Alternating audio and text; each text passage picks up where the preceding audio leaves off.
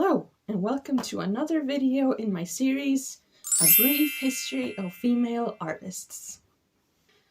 Today we're going to talk about artist Artemisia Gentileschi, who was a baroque artist who was active during the 17th century. She's known for featuring strong and empowered women in her art, as well as just being an incredibly talented painter.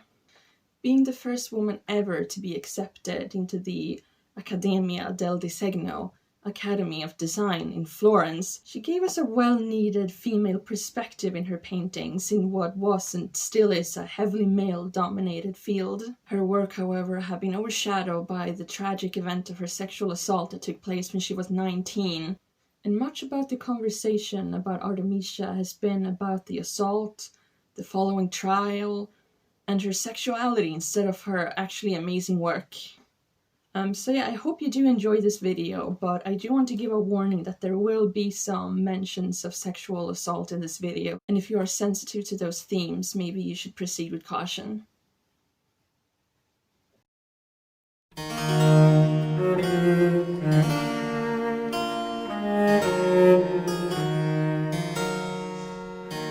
Artemisia was born in 1593 in Rome.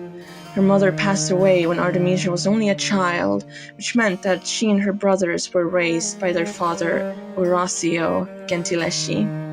Orazio was a mildly successful painter, and it came naturally for him to teach his children his craft. He noticed early on that Artemisia had a natural talent for painting, more so than his three sons. And by the time she was a teenager, she was proficient enough to assist her father in his studio, as well as producing sellable pieces herself. By the time Artemisia reached her late teens, it was custom for the parents of a household to find a suitable match for their unwed daughters. Orazio arranged for his married neighbor Tuzia to act as chaperone and companion to Artemisia. Artemisia's father had left his friend and colleague, Agostino Tassi, tutor Artemisia, as none of the Academy's accepted women. It was in 1611, when Artemisia was 18 years old, that Tassi raped Artemisia in her studio. Tassi offered marriage as a way of redeeming Artemisia's honor, which she accepted, and they continued together as a couple for almost a year before Orazio decided to accuse Tassi for deflowering his daughter. The trial dragged on for 7 months, in which Artemisia was put through multiple vaginal exams, was shamed by the public, and being a woman who was also, according to the views at the time, sexually impure, she wasn't deemed to be truthful and therefore had to undergo torture to make her testimony valid. Tassi was eventually charged but didn't serve time for his crime, as he was pardoned shortly after his conviction. In order to try and save Artemisia's reputation, her father decided to arrange a marriage between her and Pier Antonio Stiatesi, an artist and the brother of a family associate. Artemisia and Pier Antonio ended up having several children together, but in the end, their marriage ended in 1622.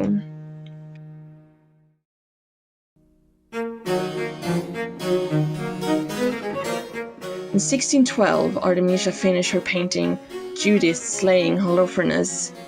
It's believed that it was the rape and the ensuing trial that promoted her to create this painting.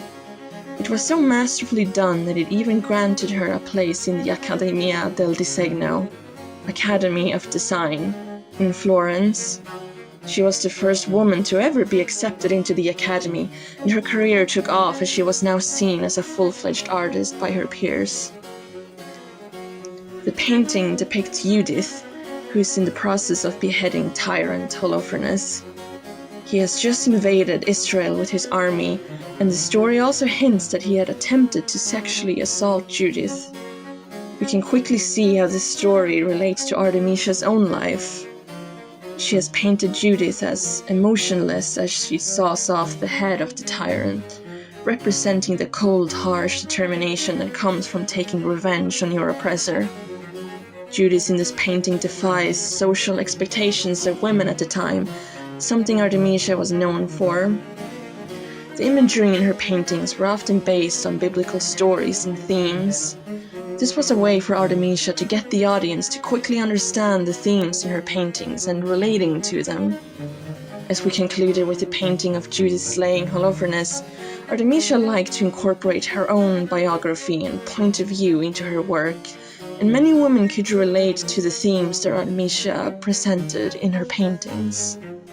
She was also not afraid to present the women in her artworks as stronger and more empowered than what they were usually depicted as. The social norm for women at the time was to be demure and passive, but Artemisia made sure that her women were painted in dynamic poses with their own agency. Another biblical fable is the story of Susanna and the elders. The story entails a woman named Susanna and a group of older men who spied on her in her garden. Susanna is made out to be very beautiful, and so the men come up to her and tell her that they are all in love with her. They give her two choices. Either she sleeps with all of them, or they besmirch her reputation by telling lies about her sleeping with other men.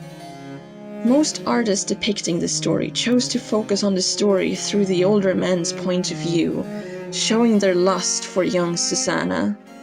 Artemisia, on the other hand, decided to paint this from Susanna's point of view, her face showing great anxiety of being spied on, as well as anguish from the choice given to her by the men. This painting was completed in 1610. Artemisia painted this story several times during her life, but with different meanings and tones. In 1622, she painted her second rendition of the story of Susanna. This was the same year as her husband left her after being unfaithful to her. The elderly men in the story are painted to resemble her now ex-husband Pier Antonio, as well as her assailant, Antonio Tassi. In contrast to the earlier version, Susanna in this painting is made to show confidence. This was a way for Artemisia to show how she had finally overcome the trauma of her past experiences, as well as grown into a fully fledged artist.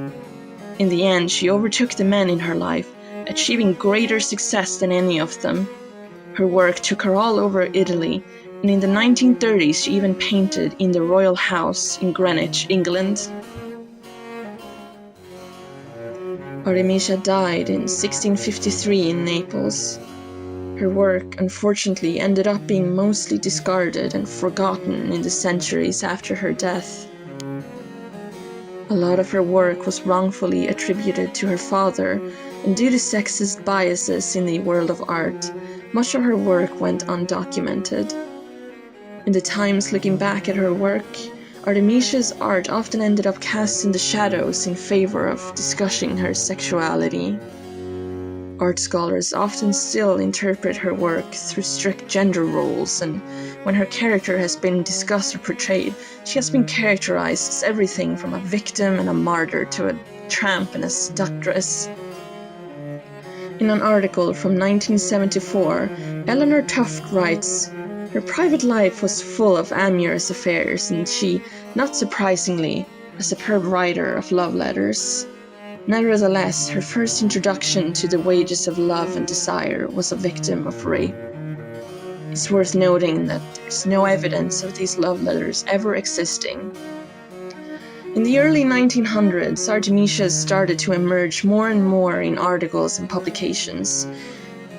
She began to push away from being just a footnote in articles written about her father into becoming a well-known name in feminist art discourse.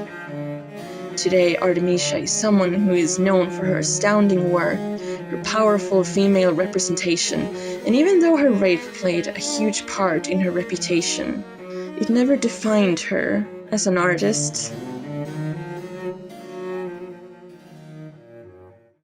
So yeah, thanks so much for watching my video, and if you have any suggestions for any female artists, feel free to leave a comment below. And if you like this video, make sure to like and subscribe, and I will see you again next time.